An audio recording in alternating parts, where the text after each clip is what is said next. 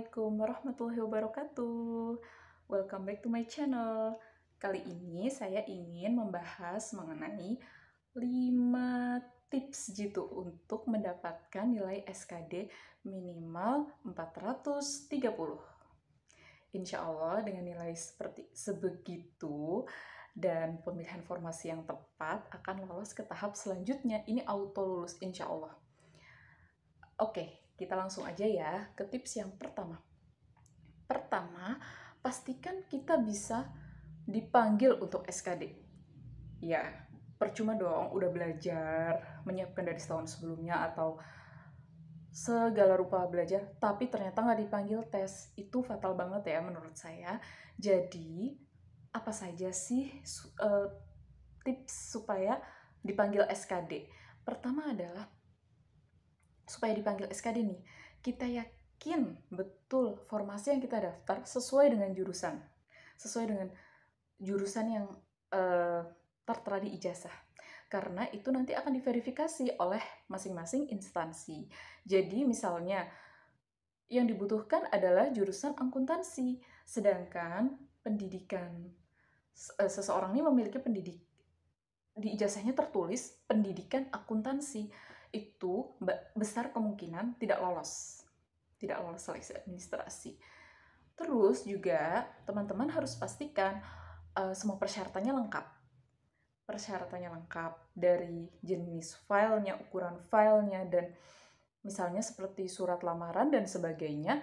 Itu surat lamarannya betul formatnya benar, karena saya pengalaman pribadi tahun 2017 pernah daftar CPNS juga, tapi tidak diterima karena di formatnya itu ya tulisannya kepada yang terhormat kepala bla bla bla. Nah, saya tulisnya kepada yang terhormat bla bla bla, langsung instansinya, dan itu ternyata tidak lolos seleksi administrasi. Jadi harus hati-hati betul sebelum submit, harus dicek lagi bahwa memang surat lamarannya sudah betul, jenis filenya sudah betul, jurusannya juga sesuai. Seperti itu ya. Yang pertama. Yang kedua adalah setelah dipanggil seleksi SKD nih, bagaimana sih persiapannya? Persiapannya ini adalah step nomor 2, yaitu pemanasan. Belajarnya pemanasan dulu. Seperti apa ya belajarnya pemanasan dulu? Mau belajarnya dari sebelah mana? Karena banyak banget kan soalnya nanti, jenis tesnya, waktunya, dan sebagainya. Kita harus familiar dulu dengan jenis tesnya. Teman-teman pasti sudah tahu ya, bahwa untuk seleksi kemampuan dasar, itu mau apapun instansinya, tesnya sama. Ada 3 jenis, yaitu tes wawasan kebangsaan, tes intelijensi umum, dan tes karakteristik pribadi. Pemanasannya bagaimana sih? Pemanasannya adalah kalau saya sendiri ya, saya membeli buku persiapan CPNS secara online. Itu ada banyak banget teman-teman. Kenapa saya tidak langsung menyarankan untuk ikut les CPNS online? Karena ini pemanasan dulu. Bagaimana mau ikut les kah, ikut tryout yang berbayar dan sebagainya, memang sangat bagus ya teman-teman. Namun kalau kita di kepalanya itu belum klik gitu, itu bakal kurang nyambung. Jadi kayak sebelum melakukan apapun itu yang lain, pertama itu pemanasan dulu. Jadi kita tahu dulu, kita belajar dulu nih, tes wawasan kebangsaan seperti apa, kemudian tes intelijensi umum seperti apa sih jenis tesnya, materinya apa aja, kisi-kisinya bagaimana, tes karakteristik pribadi itu bagaimana gitu. Jadi saya jelasin di video ini secara umum, nanti di video yang lain saya akan jelasin secara khusus masing-masing subtes ya, bagaimana cara menghadapinya. Nah, ya, untuk pemanasan tadi teman-teman, jadi buku yang saya beli sebenarnya apa aja, bisa apa aja, yang penting warming up, atau mungkin belajar dari internet juga bisa. Cuman kalau menurut saya, kalau pakai buku itu lebih enak belajarnya, lebih gampang. Preferensi masing-masing sih ya. Cuman kalau bagi saya lebih mudah belajarnya dan lebih tahu sampai mana progresnya gitu. Jadi kalau saya beli buku ini banyak banget ya, harganya juga murah, ada di Shopee, Tokopedia gitu banyak. Ini jadi saya akan pelajarin dan saya akan hitung tenggak waktunya gitu, kayak seminggu pertama belajar TWK, seminggu kedua belajar TIU, minggu ketiganya belajar tes karakteristik pribadi. Jadi udah warming up duluan nih, kita tahu, oh maksudnya TWK ini materinya gini-gini, gini ini nih, kayak seperti ini nih gitu. Selain dari kita melihat dari kisi-kisi yang dikeluarkan oleh BKN atau pemerintah ya. Kemudian setelah belajar itu, kadang ya di dalam buku itu terlalu dalam untuk digging sesuatu yang sebenarnya nggak perlu. Kayak misalnya deretnya misalnya kok soalnya gitu-gitu aja ya, gampang aja, atau malah terlalu susah. Jadi misalnya aritmetikanya kok kayak soal UTBK, ini bukan standar SKD nih, kayak gini gitu. Jadi buat saya buku apapun yang teman-teman nanti beli atau pakai itu cuman untuk sekedar pemanasan aja. Sedangkan belajar yang sesungguhnya itu di tahap selanjutnya. Ini tahap ketiga. Tahap ketiga, ikuti tryout online. Banyak sekali tryout ya.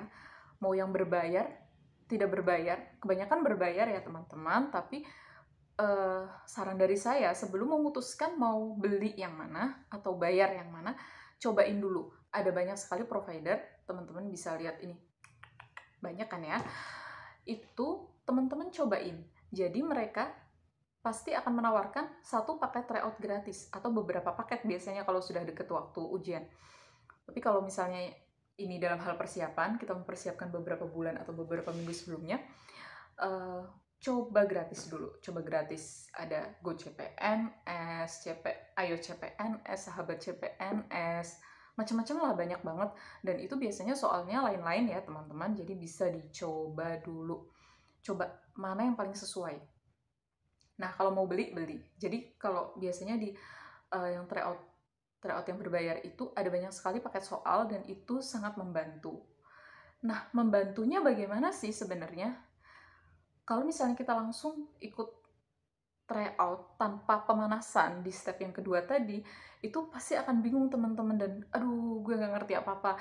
Nah, itu bahkan mungkin akan menjatuhkan mental. Tapi kalau kita sudah ada persiapan, kita akan kerjakan dengan lebih percaya diri. Kemudian dengan mengikuti tryout, kita tahu di mana kelemahan kita, misalnya TWK-nya, atau TIU-nya, atau TKP-nya, mana materi-materi yang belum kita kuasai, mana materi-materi yang sering keluar, tapi kita tidak menguasainya. Jadi kita otomatis akan cari. Nah, itu di step ketiga itu yang krusial ya teman-teman, karena kita akan tahu di mana kelemahannya kita, kemudian kita akan cari searching satu-satu, misalnya tentang nilai-nilai Pancasila. Ternyata banyak sekali materi tentang nilai-nilai Pancasila yang keluar, namun kita tidak mastering di bidang itu, kita nggak tahu, dan selalu kalau jawab soal yang topiknya nilai-nilai Pancasila pasti salah. Nah gitu. Jadi bagus sekali teman-teman, setelah tryout itu kita catat masing-masing di masing-masing bagian mana kelemahan-kelemahan kita. Kemudian kita timpalin dengan mencari dari berbagai macam sumber. Kalau yang teman-teman ikut yang berbayar biasanya ada pembahasannya. Namun hati-hati ya, walaupun itu ada pembahasannya, yang ngasih pembahasan itu kan bukan BKN ya. Jadi kadang itu menurut mereka sendiri, dan kadang bisa jadi itu salah. Jadi kita harus pinter-pinter lah intinya. Cari di mana kelebihan kita, di mana kekurangan kita, mana yang kita belum tahu. Dengan banyaknya tryout, teman-teman akan tahu di mana kelebihan dan kekurangannya. Itu yang ketiga ya. Yang keempat, deket-deket sudah waktu mau tes, terapkan strategi. Kalau kita lihat di media sosial, banyak sekali yang menyarankan untuk mengerjakan TKP duluan ya, karena TKP itu yang nilainya bisa paling besar, potensi nilainya bisa paling besar. Nah, namun menurut saya ya, kalau saya sendiri, saya pribadi, saya mengerjakan dari depan. TWK dulu, TIU dulu, TKP. Seperti itu. Itu sebenarnya masing-masing preferensinya. Kalau buat saya, kenapa saya mengerjakan dari depan dulu? Karena saya kalau nggak bisa, skip gitu. Kalau nggak bisa skip, pokoknya udah nggak usah dipikirin, nggak usah baper terhadap satu soal. Skip. Kalau nggak bisa skip, langsung gitu. Jadi apa ya namanya, kita tidak membuang waktu. Nah, ini rahasia ya. Jadi waktu saya SKD kemarin itu kan di BKN pusat. Jadi ada komputernya kan depan gini ya. Nah, saya itu lihat di depan sebelah kiri depan saya. Kan kelihatan ya di komputernya, dia itu sudah mengerjakan yang mana. Kalau yang sudah dikerjakan warnanya hijau, kalau yang belum dikerjakan warnanya merah. Nah, saya lihat orang tersebut, dia mengerjakan TKP duluan. Tapi mungkin dia mengkonsum too much time buat TKP. Jadi ketika sudah 30 menit terakhir saya melihat beliau itu TKP-nya udah selesai, tapi TWK dan TIU belum. Banyak sekali yang masih merah. Teman-teman harus hati-hati karena di sini waktunya sangat singkat, cuman 100 menit dengan 110 soal. Yang artinya satu soal hanya boleh dikerjakan kurang dari 1 menit. Seperti itu. Jadi, kalau menurut saya bagus dikerjakan dari depan dulu, kalau nggak bisa skip, karena TKP itu kata-katanya panjang.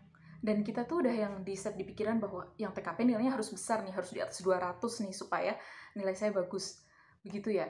Nah, dengan setting pikiran yang seperti itu, kita jadi consume too much time di TKP. Dan itu bisa jadi awal-awal tanda-tanda awal kegagalan gitu, teman-teman, kalau menurut saya. Jadi kerjainlah yang bisa dulu dari depan, nggak apa-apa. Apa bedanya ngerjain dari belakang sama dari depan? Dari depan kalau nggak bisa skip, TIU seperti itu, kemudian TKP. Itu ya kalau menurut saya. Itu yang keempat. Yang kelima, konsentrasi saat mengerjakan. Ini penting sekali, teman-teman, karena mau kita belajar seperti apapun, kalau pada saat hari H kita nggak prepare, tidak konsentrasi saat mengerjakan, itu ya hasilnya akan zonk juga gitu. Jadi saya sendiri kemarin merasa kurang begitu konsentrasi karena ruangannya terlalu dingin di BKN pusat bagi saya. Tapi itu bukan excuse. Alhamdulillah kemarin nilai saya 437. Tidak setinggi yang saya harapkan, tapi that's a good number I think ya. Bagi saya itu nilai yang bagus. TKP saya hampir 200, TWK saya 95, perlu diperbaiki. Tapi TIU saya juga nilainya lumayan bagus. Seperti itu. Itu beberapa tips dan trik dari saya untuk mendapatkan nilai SKD lebih dari 430. Semoga bermanfaat. Boleh share video ini supaya lebih banyak orang mendapatkan manfaat. Dan subscribe, jangan lupa subscribe tuh gratis loh. Kasih ya teman-teman. Ada pertanyaan dan sebagainya boleh drop di kolom komentar ya. Terima kasih. Assalamualaikum warahmatullahi wabarakatuh.